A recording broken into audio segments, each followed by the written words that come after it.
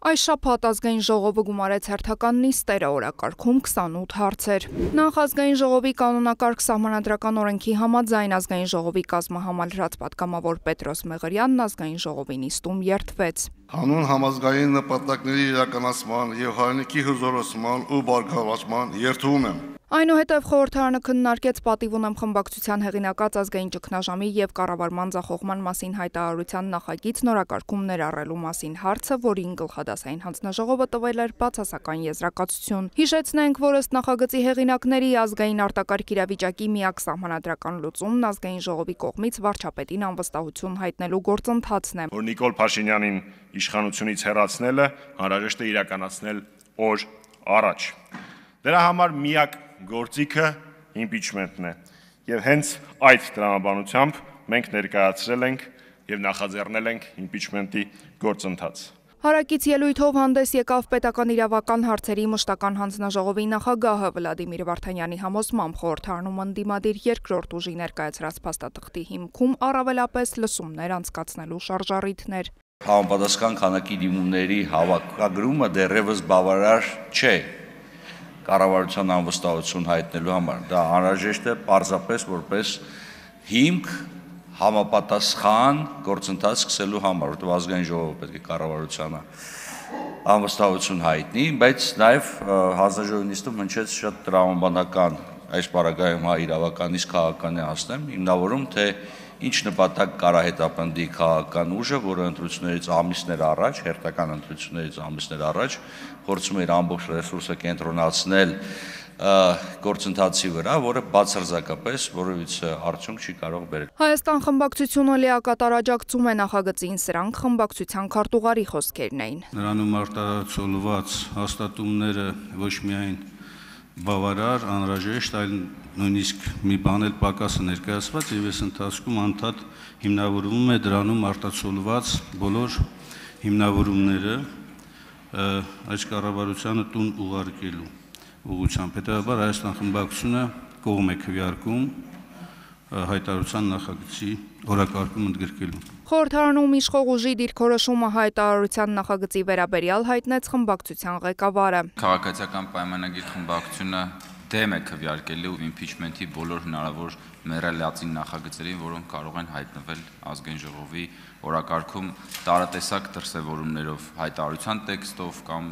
որևէ այլ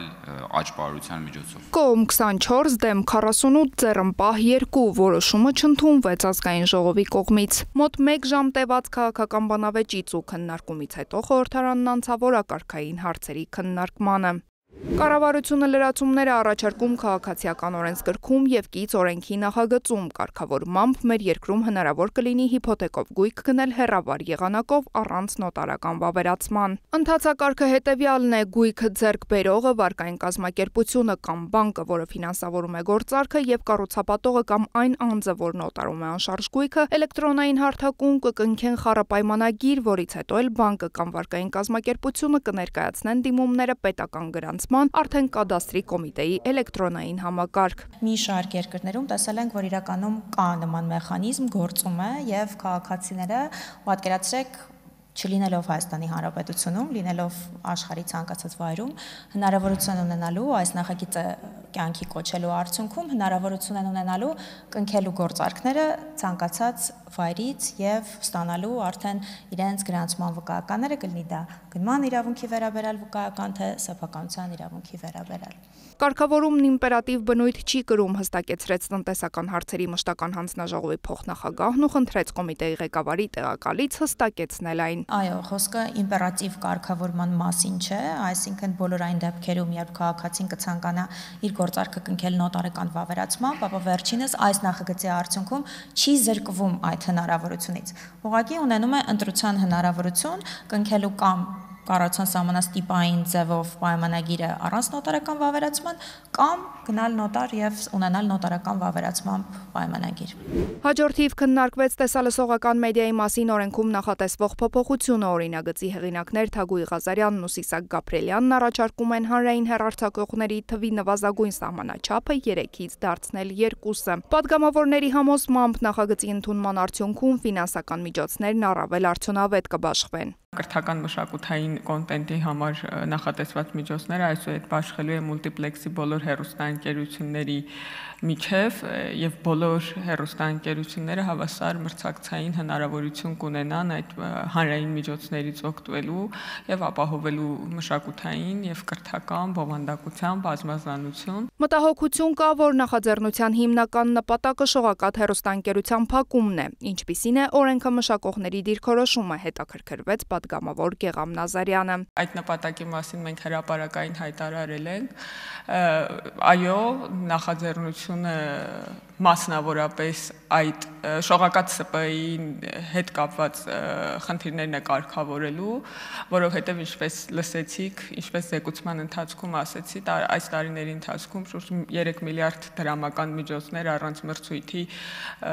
եւ մեկ անձից գնումների ընթացակարգով տրվել է մեկ կազմակերպության։ Ես կարծում եմ, որ թե ընդդիմության եւ թե քաղաքացիական հասարակության կողմից ավելի տեղին կլիներ բարձրացնել միջոցների անարդյունավետ ծախսման այս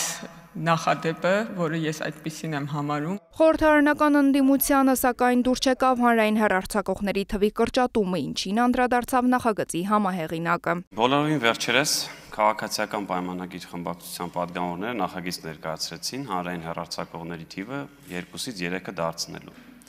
Այն ընդդիմությունը, որ այսօր դժգոհում է, թե ինչի ենք 3-ը 2 դարձնում, դեմ էր, ասում էր ոնց կարապետությունը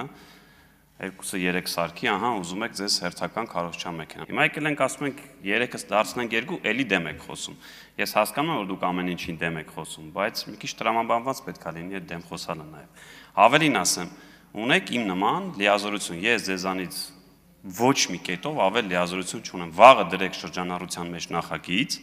ասեք հանրային հեռարձակողները պետք է 2-ը չլինեն, 4-ը լինեն։ Ես ձեր հետ հավասար կգնամ ֆինանսների նախարարության հետ լոբինգ կանեմ, կասեմ ճիշտ են ասում այս մարդիկ, թող լինեն։ Քննարկման ընթացքում ընդդիմությունը մեղադրեց իշխանությանը հոգևոր մշակութային ալիքը իբրև թե փակելու, իսկ իշխանությունն ընդդիմությանը եկեղեցու դերը նսեմացնելու համար։ Ճիշտ պիտի լիներ եւ արդար պիտի լիներ, եթե այստեղ հնչեր։ Նաեւ նախագծի վերաբերյալ հանրային հեռարձակողի խորհրդի կարծիքը, որը հետեւյալն է, մասնավորապես ժամանակ չունեմ ամբողջ ասելու, կարևորել է մշակութային ուղղվածության առանձին տեսալսողական ծրագրի պարտադիր արկայությունը եւ նրա գնահատմամբ նման բովանդակության տարածումը հատկապես հանրային հեռարձակողի կողմից անհրաժեշտություն է հանրային գերակա շահը, ոչ միայն եկեղեցուն է ուղղված, այլ մեր ազգային ինքնությանը, որովհետև սա նախագիծ չէ, սա դատավճիռ է, որի հիմքում չկա որևէ փաստարկ եւ այդ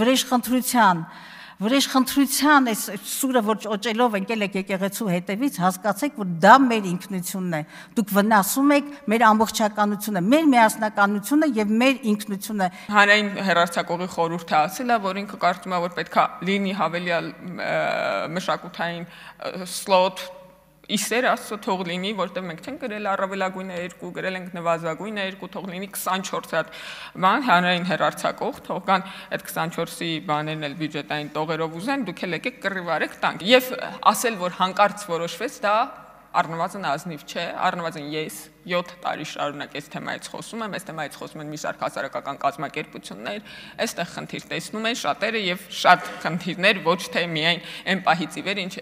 Հայաստանի Ծառայական Սուրբ Եկեղեցին որոշել է կուսակցական գործունեությամբ զբաղվի, այլ դրանից առաջ։ Քվեարկության արդյունքում խորհրդարանն ընդունեց քննարկված նախագծերը։